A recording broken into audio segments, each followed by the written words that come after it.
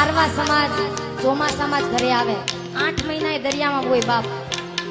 લગ્ન થાય ને ચોમાસામાં જ એના લગ્ન હોય. મને જ્યાં સુધી ખ્યાલ છે, કારણ કે મારું પરગણું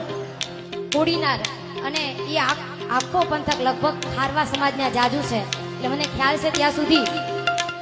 ચોમાસામાં એના લગ્ન હોય, લગ્ન થયા હોય એના બીજે ત્રીજે દિવસે ખારવા સમાજનો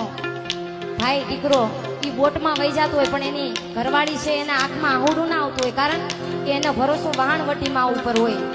એ ઘરે અખંડ દીવો રાખીને બેઠી હોય કે માં, મારો ધણી છે એ રોજી રોટી માટે ગયો છે, તો એ દરિયામાં કોક દિવસ તોફાન નહીં આવશે, તો માં તું એની લાજ રાખજે. આ ખારવા સમાજ મોજ કરે છે ને, તો ઘરે એ